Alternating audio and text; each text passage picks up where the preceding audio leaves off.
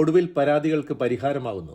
Septic tank മാലിന്യം തള്ളുന്നതിലൂടെ കായലും നദികളും ജലാശയങ്ങളും മലിനമാകുന്നുവെന്ന പരാതികൾക്ക് പരിഹാരമായി ജില്ലാ പഞ്ചായത്തിന്റെ സെപ്റ്റേജ് ട്രീറ്റ്മെന്റ് യൂണിറ്റുകളുമായി വാഹനങ്ങൾ 28 മുതൽ ഓടിത്തുടങ്ങും. ചെറിയ ലോറിയിൽ ഘടിപ്പിച്ച മൊബൈൽ യൂണിറ്റിന്റെ ഉദ്ഘാടനം 27 വൈകിട്ട് 3 മന്ത്രി എം ബി രാജേഷ് ഉദ്ഘാടനം ചെയ്യും.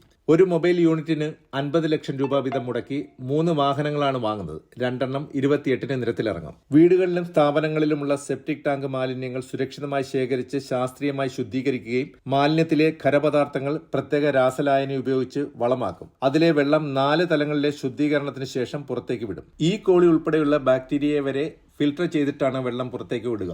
സെപ്റ്റിക് ടാങ്ക് മാലിന്യം നീക്കം ചെയ്യാൻ താൽപര്യമുള്ള വീടുകൾ ജില്ലാ പഞ്ചായത്തിനെ ഓൺലൈൻ മുഖേന ബന്ധപ്പെടണം. ആവശ്യക്കാരുടെ മുൻഗണനാ ക്രമത്തിലാണ് മൊബൈൽ യൂണിറ്റുകൾ വീടുകളിൽ എത്തുന്നത്. കുറഞ്ഞത് 5000 രൂപയാണ് ഫീസായി ഈടാക്കുന്നത്. ദൂരമനുസരിച്ച് ഫീസ് കൂടും.